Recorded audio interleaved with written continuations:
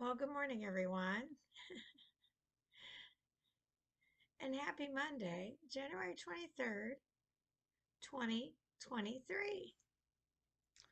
And Cinching Up Nut Sacks Across the Globe, episode one of three-part series, because let's just face it, everything great happens in threes. It is super fun waking up at 4:04 a.m. with the queen bee whom you will meet along this narrow path to heaven. After duty called and completed, even with her shot collar on, Hannah Grace, knowing the consequences, decided to visit a nearby gentleman from an adjacent hotel. She knows if she doesn't listen, what the consequences of her decision will yield. Washington and some other areas across the globe with members of said secret societies could learn a ton with shock collars around their bloody necks.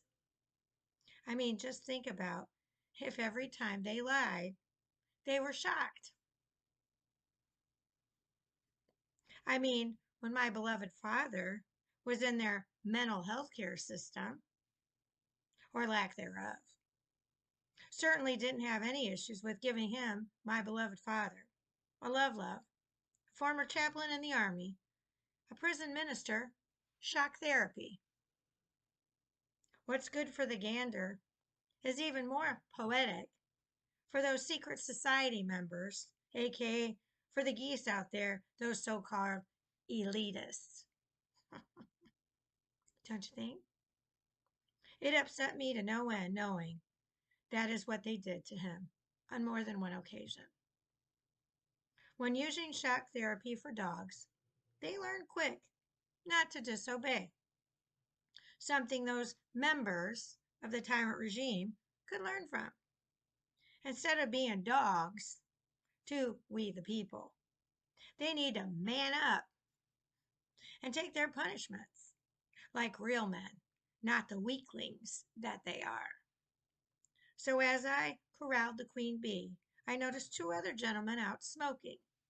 I asked if they kept the door ajar, and one of the dudes standing close to it says yes, put a rock in it.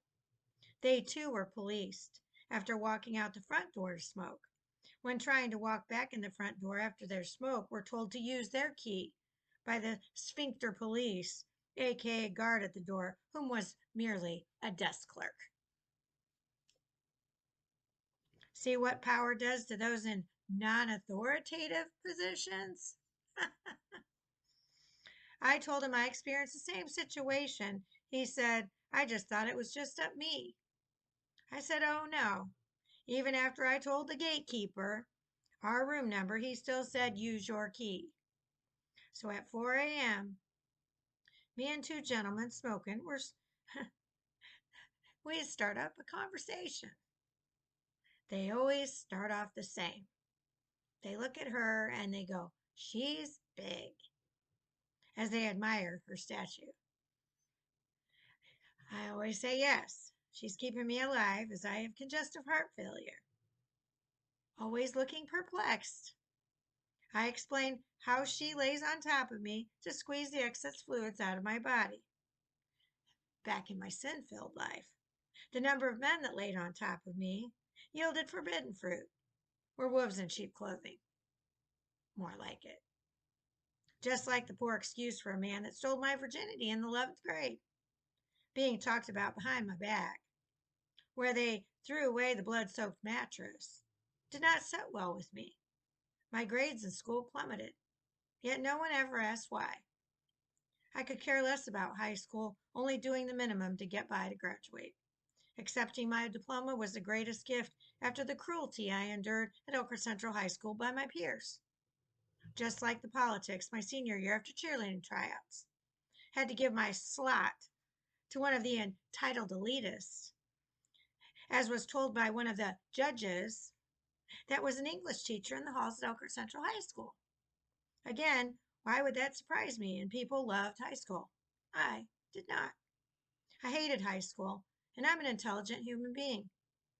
constantly learning, but gave up grades, anticipating the freedom I would obtain by graduating and moving out of that house of hell, house of horrors, where I grew up in. Those gossiping mean girls, talking smack about each other, including those whom ran in cliques, are still in full force throughout adulthood here in the city with a heart. Sadly, I say broken most of the time. I'll never forget being asked by a fellow student that moved away while planning another reunion about what was the new juicy gossip on the streets. It literally made me saddened and sick. I was never one to talk about others unless something true, truthful, needed spoken. I loved being on the reunion committee because I never ran with a clique. I had my close friends, yet I was friends with all walks of life, knowing almost every classmate because I was always sharing my heart with everyone, no matter what side of the tracks a peer grew up on. In the 10th grade, when I moved back in with my mother, hindsight, what on earth was I thinking? I started dating a guy known from the Richie Rich crowd.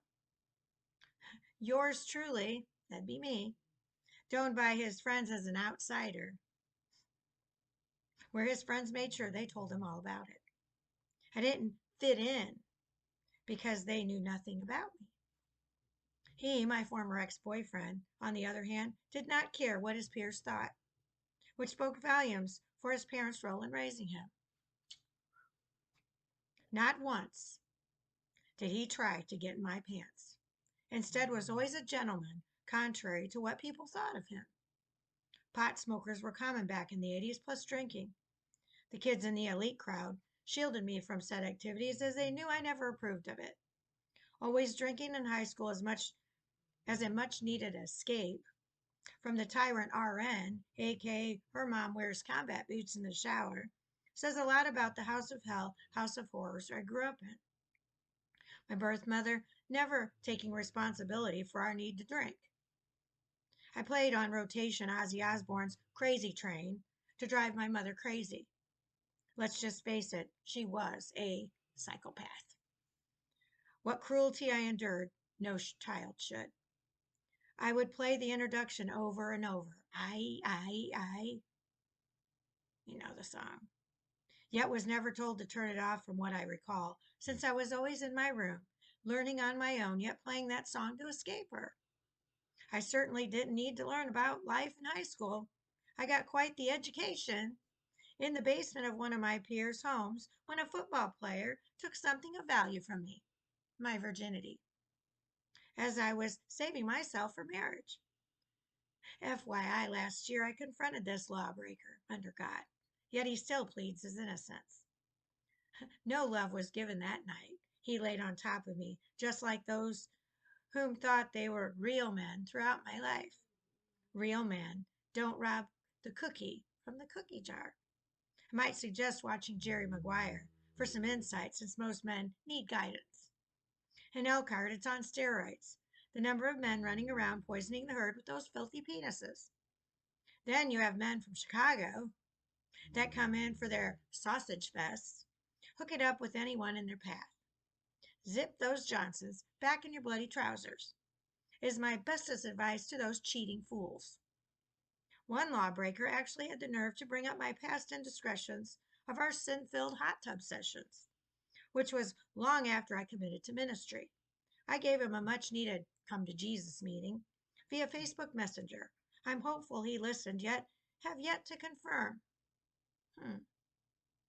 He was one that didn't run after hearing thy truth out of my yap, even though it was written rather than spoken. I recently spoke about the decision makings in 2 videos on gossip. Please check them out. So back to these super fun gentlemen at 4 a.m. who put a rock in the door to keep it ajar. Funny, with security cameras all over, they aren't coming to seal the building back up. Just manning the front gate like Ghostbusters. Are you the gatekeeper or the keymaster? See what happens when you know the rules, how you can break them intelligently? Well done, gentlemen, with your rock in the door.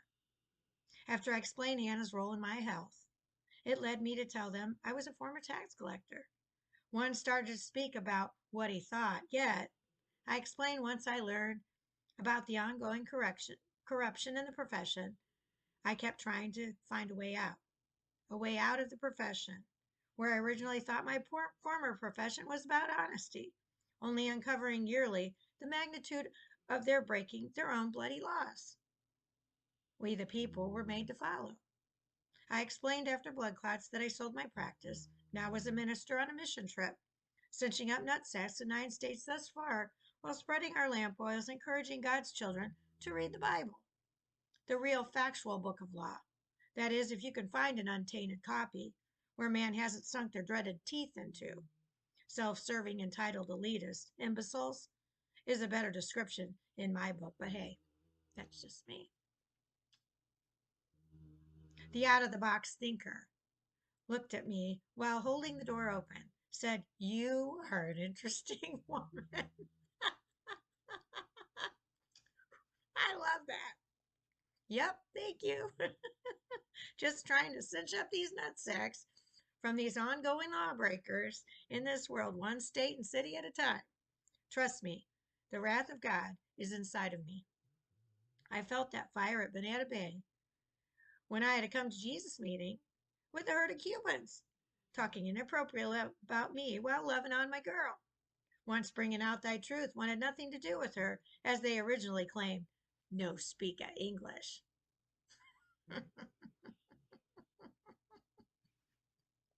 Talk about biblical stupidity or BS. I guarantee those gentlemen will think twice about doing that to another woman. They, if they think they're gonna, they'll be visited by him next time around. Hey, it's their choice. Planting seeds in life has always been a fun run. No need to actually sign up for another race. Although I've enjoyed them in the past, my beaten, broken, left for dead body can no longer keep up. I'm plumb wore out, trying to keep up with those ongoing lawbreakers, brainwashing us into the adage of working for a living without any rest nor time for our families. Something that has been abused for years, and in my case, started in my youth.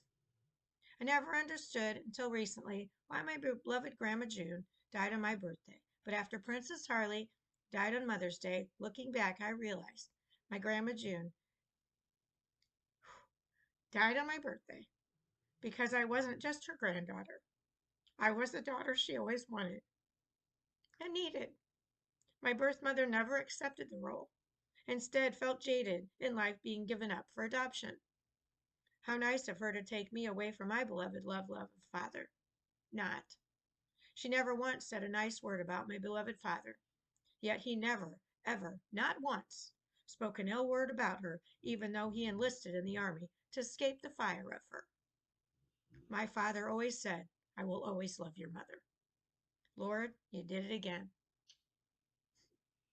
You have the queen bee whining, so I'm up to preach more truths. As those whom hide in their glass houses continue their sin-filled lives, I will continue speaking thy truth until you decide this mission of ours is completed. Giddy up, Lord. Well, that's right. Those lawbreakers, aka filthy men playing with their Johnsons, need to zip those filthy penises up in their trousers and stop poisoning the masses with their ongoing pack of lies. I work for God, and I'm coming after you with his wrath inside of me. Fear is a liar. Those who break those laws written in the book of law know whom they are. I told those gentlemen before one said I was an interesting woman, that I was a woman with balls, and I didn't need them dangling between my legs. I would have loved to be a fly on the wall after that discussion. I wonder if they went back to sleep after our convo. Things that make you go, Stay tuned. I have some scriptures from Matthew to confirm our mission as disciples under God after my morning revelations. Remember, Jesus loves you, and so do I. Love to all bunches and bunches. Bye now.